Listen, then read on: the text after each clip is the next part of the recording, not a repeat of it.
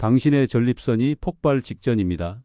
지금 이 순간에도 당신의 몸 안에서는 조용한 재앙이 진행 중입니다. 이 영상을 끝까지 보지 않는다면 당신은 평생 밤마다 깨어 화장실을 들락날락하는 고통을 넘어 수술대 위에서 생명을 위협받거나 최악의 경우 전립선암으로 죽음을 맞이할 수도 있습니다. 이것은 과장이 아닌 수많은 남성들의 현실입니다. 지금 바로 오른쪽 아래의 구독 버튼을 눌러주세요. 그래야 앞으로 제가 준비한 노년의 건강과 행복을 위한 다양한 의학 정보를 놓치지 않고 받아보실 수 있습니다. 특히 남성 건강에 관한 정확한 지식은 인터넷상에 잘못된 정보가 많아 신뢰할 수 있는 채널을 통해 접하는 것이 중요합니다. 안녕하세요. 노후철학 채널의 이기철입니다. 저는 대학병원 비뇨기과 교수로 30년간 근무하며 특히 전립선 질환을 전문적으로 연구해온 의사입니다. 오늘은 제가 진료실에서 만난 수많은 환자들의 이야기와 그들의 인생을 바꾼 간단한 방법에 대해 나누려고 합니다. 먼저 전립선이 무엇인지 간단히 설명드리겠습니다. 전립선은 방광 아래에 위치한 호두 크기의 기관으로 정액의 일부를 생산하는 역할을 합니다. 나이가 들면서 전립선은 커지기 시작하고 이로 인해 요도를 압박하게 됩니다. 이것이 바로 소변 문제의 시작입니다. 통계에 따르면 60세 이상 남성의 약 60%, 80세 이상은 거의 90%가 전립선 비대증을 경험합니다. 제 환자 중 한 분의 이야기로 시작해 보겠습니다. 64세 김진호 씨는 새벽마다 2시, 4시, 5시 계속해서 화장실에 가기 위해 깨는 증상으로 저를 찾아오셨습니다. 처음엔 나이 들면 그런가 보다 하셨다고 합니다. 주변 친구들도 다 그렇다고 하니까요. 교수님, 친구들이 다 그래요. 나이 들면 다 그런 거래요. 그냥 물 좀 적게 마시라고 하더라고요. 이런 말들을 들으며 그저 참고 살았다고 합니다. 소변 줄기는 점점 약해지고 소변을 다 봤다고 생각해도 항상 뭔가 남아있는 느낌. 그리고 아침에 일어났을 때 느껴야 할 그 남자의 건강한 신호도 사라졌다고 합니다. 여러분도 무슨 말인지 아시겠죠? 저는 김 씨에게 명확하게 말했습니다. 이것은 단순히 나이 때문이 아닙니다. 몸이 보내는 아주 심각한 경고 신호입니다. 이대로 방치하면 큰일 납니다. 검사 결과 김 씨의 전립선은 정상 크기의 약 1.8배로 비대해져 있었고 소변 흐름 검사에서도 정상의 50% 수준으로 감소된 결과가 나왔습니다. 이는 초기 단계의 전립선 비대증 증상이었지만 방치하면 급성 요폐소변이 나오지 않는 응급상태, 방광 기능 손상, 심지어 신장 기능 저하까지 이어질 수 있는 심각한 상태였습니다. 전립선은 단순한 기관이 아닙니다. 그것은 남성의 건강을 좌우하는 중요한 지표이며 그 속에서 일어나는 변화는 마치 침묵의 폭탄과도 같습니다. 저는 김 씨에게 전립선의 해부학적 구조와 기능에 대해 설명했습니다. 전립선은 정액을 생산하고 저장하는 곳이 아닙니다. 정액이 제대로 배출되지 않으면 그곳에 염증이 생기고 부종이 생기고 결국엔 주변 기관을 압박하게 됩니다. 전립선액 내에는 프로스타글란딘, 아연, 구연산 등 다양한 성분이 있는데 이들이 적절히 배출되지 않으면 일종의 화학적 불균형 상태가 되어 염증 반응이 시작됩니다. 정액이 쌓이는 게 그렇게 위험한가요? 그가 물었습니다. 그렇습니다. 아주 심각하게요. 제 대답은 단호했습니다. 전립선 내에 정체된 분비물은 혈류를 방해하고 산소와 영양분 공급을 저하시킵니다. 이런 환경은 세포 손상을 일으키고 장기적으로는 DNA 변이까지 유발할 수 있습니다. 이것이 전립선암의 시작점이 될 수 있습니다. 캐나다에서 18년간 진행된 연구 결과에 따르면 정기적으로 정액을 배출한 남성들의 전립선암 발생률이 그렇지 않은 남성들보다 35%나 낮았습니다. 또한 하버드 의과대학에서 2만 9천 명의 남성을 대상으로 한 연구에서는 한 달에 21회 이상 정액을 배출한 그룹이 7회 미만인 그룹보다 전립선암 발생률이 33% 낮았습니다. 이것은 우연한 상관관계가 아니라 생리학적으로 설명 가능한 현상입니다. 이 말을 듣는 순간 김 씨의 표정이 당혹스러워졌습니다. 64살의 자위라니 웃기는 소리지 하는 생각이 역력했습니다. 하지만 저는 이렇게 말했습니다. 이건 자위가 아닙니다. 이건 의학적 의미의 전립선 배출 운동입니다. 의학적 치료법이니 심각하게 받아들이세요. 항생제를 먹거나 수술을 받는 것과 같은 치료 방법의 하나라고 생각하시면 됩니다.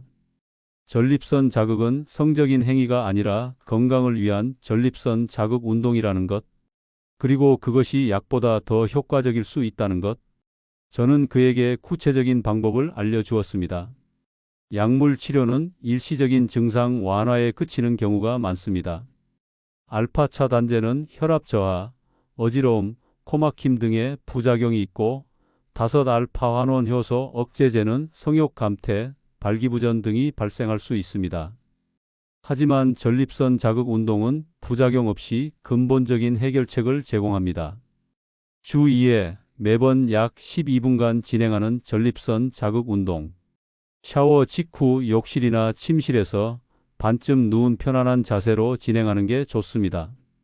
성기 전체는 물론이고 회음부, 고환 아래쪽까지 부드럽게 자극해 주는 것이 중요합니다. 회음부에는 귀중한 전립선 반사점이 있어 이곳을 자극하면 전립선 근육의 수축과 이완을 촉진할 수 있습니다. 멈췄다가 다시 시작하는 방식으로 근육을 자극하면 효과가 더 좋습니다. 이것은 단속성 자극이라고 하며 전립선 주변 근육의 강화에 더 효과적입니다.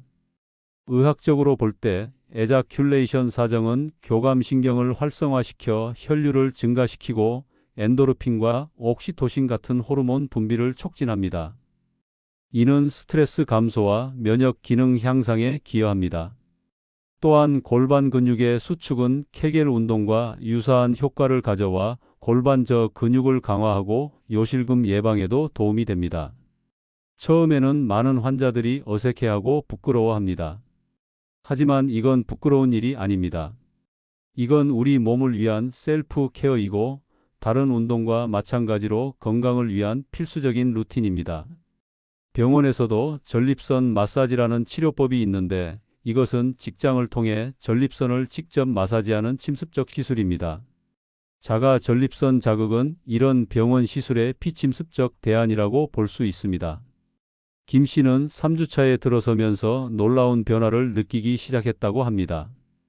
교수님, 요즘 새벽에 안 깨요. 푹 자게 되었어요. 소변도 시원하게 나오고 잡력감도 사라졌어요. 우리는 소변 흐름 검사를 다시 했고 놀랍게도 50%에서 80%로 개선된 결과를 볼 수 있었습니다. 초음파 검사에서도 방광의 잔뇨량이 현저히 감소했습니다. 이런 객관적인 의학적 지표의 개선은 명백한 효과를 증명합니다. 그리고 가장 놀라운 변화는 아침에 일어났을 때 다시 느끼게 된 그 건강한 신호였다고 합니다. 남자분들은 다 아시겠죠? 아침에 일어났을 때 느끼는 그 특별한 감각 말입니다. 의학적으로 이것은 아침 발기라고 하며 건강한 혈관 기능과 테스토스테론 수치의 지표입니다. 발기부전은 심혈관 질환의 초기 경고 신호일 수 있으므로 이 기능의 회복은 전반적인 건강 상태 개선을 의미합니다. 전립선 문제는 김 씨만의 문제가 아닙니다. 제 진료실을 찾는 60대 이상 남성 환자의 80% 이상이 비슷한 증상을 호소합니다. 67세의 박영호 씨는 2년 전부터 소변 줄기가 약해져서 고생하고 있었습니다. 약을 처방받았지만 부작용 때문에 결국 중단했습니다. PSA 전립선 특이항원 수치가 4.8 ng/ml로 약간 상승해 있었고 직장 수지 검사에서도 전립선이 단단하고 비대해져 있었습니다. 초음파 검사 결과 전립선 용적이 42cc로 정상 범위 20-30cc를 초과한 상태였습니다. 저는 약물 치료와 함께 전립선 자극 운동을 권했습니다. 제가 전립선 자극 운동을 권했더니 한 달 후 크게 개선되었습니다. 교수님, 정말 달라졌어요. 소변도 시원하게 나오고 밤에 화장실 가는 횟수도 절반으로 줄었어요. PSA 수치도 3.9로 내려갔더군요. 여기서 중요한 점은 정체된 정액이 전립선에 미치는 영향입니다. 전립선은 정액을 생산하고 저장하는 기관이 아닙니다. 오히려 정액이 제대로 배출되지 않으면 전립선은 창고처럼 쓰이게 되고 이는 염증과 부종, 주변 기관 압박으로 이어집니다. 의학적으로 정액은 흐름의 상징입니다. 그 흐름이 막히면 전립선은 무언의 폭발물이 됩니다. 정체는 질병의 시작입니다. 신진대사의 관점에서 보면 모든 체액은 지속적으로 순환하고 새로워져야 합니다. 정체된 체액은 독소의 축적과 염증을 유발합니다. 전립선에게는 아연, 구연산, 프로스타글란딘, 셀레늄 등 다양한 물질이 포함되어 있습니다. 이들이 배출되지 않고 축적되면 전립선 조직에 염증을 일으키고 결국 전립선 비대증 BPH나 만성 전립선염으로 이어질 수 있습니다. 장기간 방치하면 전립선암의 위험도 증가합니다. 정말 놀라운 것은 전립선 자극이 가져오는 효과가 단지 소변 문제 해결에만 그치지 않는다는 점입니다. 정액 배출이 몸 전체의 순환 스위치를 켜는 것과 같습니다. 이는 단순한 비유가 아니라 내분비학적으로 입증된 사실입니다. 제 연구와 임상 경험을 통해 확인한 효과는 다음과 같습니다. 첫째, 심혈관 건강이 개선됩니다. 골반 부위의 혈류가 개선되면 심장 펌프 기능도 함께 좋아지고 이는 고혈압 위험도 낮추는 효과가 있습니다. 실제로 저희 병원 연구에서 전립선 자극 운동을 6개월간 실천한 환자들의 평균 혈압이 10mmHg 정도 감소하는 것을 확인했습니다. 또한 혈중 콜레스테롤 수치도 개선되는 경향을 보였습니다. 이는 과학적으로 설명 가능한 현상입니다. 성적 흥분과 사정 과정에서 혈류가 증가하고 혈관이 확장됩니다. 이는 일종의 혈관 운동으로 혈관 내피 기능을 개선하고 동맥경화를 예방하는 데 도움이 됩니다. 영국의 한 연구에 따르면 주 2회 이상 사정을 경험한 남성들은 관상동맥 질환 위험이 45% 낮았습니다. 둘째, 뇌 기능이 개선됩니다. 정액 배출 과정에서 도파민과 세로토닌 같은 신경 전달 물질이 분비되어 뇌 기능을 활성화시키고 스트레스를 완화시킵니다. 이는 인지 기능과 기분 개선에 도움이 됩니다. 사정 후 분비되는 프롤락틴은 심리적 안정감을 주며 우울증과 불안 감소에 기여합니다. 우리 병원에서 진행한 소규모 연구 65세 이상 남성 42명 대상에서 규칙적인 전립선 자극 운동을 실천한 그룹은 그렇지 않은 그룹보다 K-MMS2 한국형 간이 정신상태검사 점수가 평균 2.3점 높게 나타났습니다. 이는 인지 기능 개선과의 연관성을 시사합니다. 셋째, 면역력이 좋아집니다.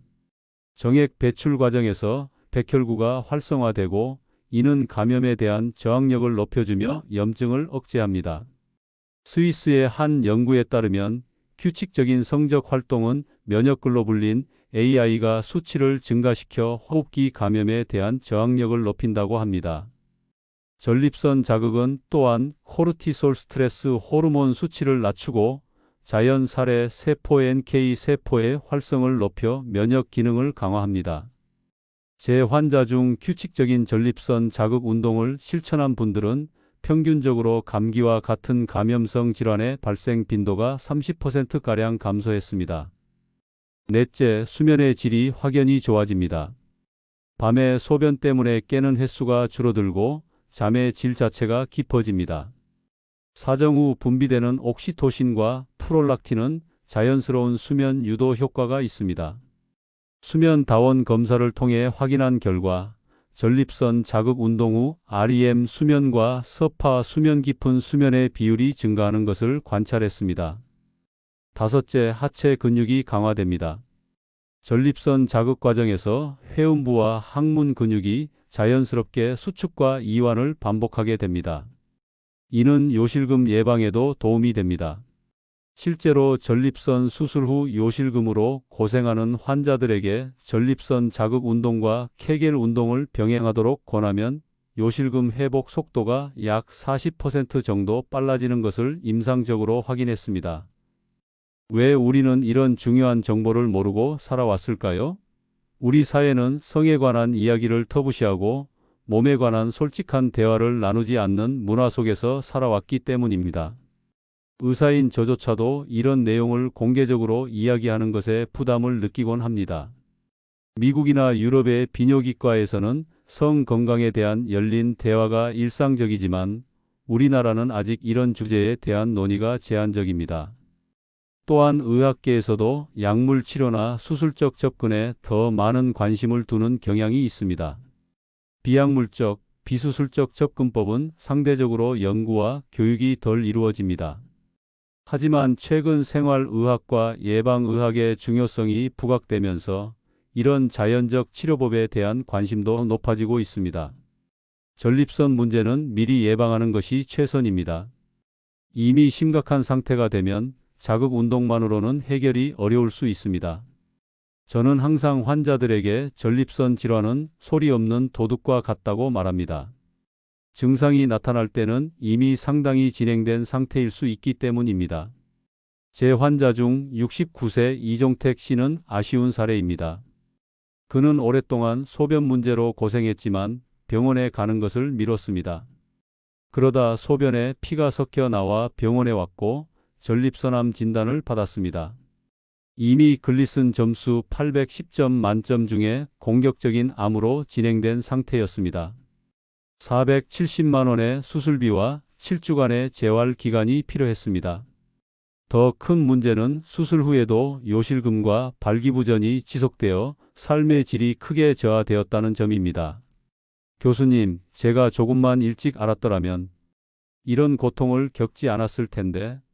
전립선 자극 운동은 정말 간단합니다. 주 2회에서 3회, 매번 10분에서 12분만 투자하세요. 이것은 건강을 위한 의학적 자가 치료법이라고 생각하세요. 이 운동의 효과는 과학적으로 입증되었습니다. 2008년 유럽 비뇨기과 저널에 발표된 메타 분석에 따르면 정기적인 사정은 전립선 건강 지표를 개선하고 하부 요로 증상을 완화시키는 것으로 나타났습니다. 또한 2016년 발표된 하버드 의대의 연구에서는 한 달에 21회 이상 사정을 경험한 남성들이 전립선암 발생 위험이 20% 낮은 것으로 나타났습니다. 실천 방법을 더 구체적으로 알려드리겠습니다. 첫째, 시간과 장소를 정해 두세요. 아침 샤워 후 침실에서 하는 것이 좋습니다. 아침은 테스토스테론 수치가 가장 높을 때로 생리학적으로 가장 적합한 시간입니다. 또한 온수 샤워 후에는 혈관이 확장되고 근육이 이완되어 더 효과적입니다. 둘째, 자세가 중요합니다. 너무 긴장하지 말고 편안한 자세를 취하세요. 반쯤 누운 자세가 가장 좋습니다. 등 뒤에 베개를 받치고 45도 각도로 상체를 세운 자세가 골반 혈류에 최적입니다. 무릎을 약간 구부려 복부 압력을 줄이는 것도 중요합니다. 셋째, 자극 방법에 주의하세요. 이것은 단순한 자위가 아닙니다. 전립선 자극 운동입니다. 윤활제를 충분히 사용하고 회음부와 고환 아래쪽까지 함께 자극하세요. 특히 회음부성기와 항문 사이에는 전립선 반사점이 있어 이 부위에 약간의 압력을 가하면 전립선 마사지 효과를 얻을 수 있습니다. 에징 기법을 활용하면 더 효과적입니다. 이는 사정 직전까지 자극한 후 잠시 멈추고 다시 자극하는 방식입니다. 이렇게 3회에서 4회 반복하면 골반 근육이 더 강하게 수축하고 전립선액이 더 효과적으로 배출됩니다. 여러분, 지금 이 순간 선택할 수 있습니다. 불편함을 참고 살 것인지 아니면 적극적으로 관리하여 건강한 노년을 보낼 것인지. 저는 후자를 강력히 권합니다. 우리 몸은 60대, 70대, 80대가 되어도 여전히 반응하고 회복하고 적응합니다. 우리에게 필요한 것은 단지 적절한 자극과 관리뿐입니다. 제 아버지는 전립선암으로 72세에 돌아가셨습니다. 그때는 저도 전립선 건강의 중요성을 몰랐습니다. 아버지가 알았더라면 그의 삶은 달라졌을 테니까요. 여러분의 선택이 미래를 결정합니다. 지금 행동하세요. 내일은 너무 늦을 수 있습니다. 오늘 영상이 도움이 되셨다면 지금 바로 구독 버튼을 눌러주세요. 주변에 비슷한 고민을 가진 친구, 형제, 아버지가 계시다면 이 영상을 공유해 주세요. 댓글에는 여러분이 경험하신 전립선 관련 증상과 그것이 일상생활에 어떤 영향을 미치는지 솔직하게 공유해 주세요. 건강하시고 오늘 밤부터 조금씩 변화를 시작해 보세요. 감사합니다.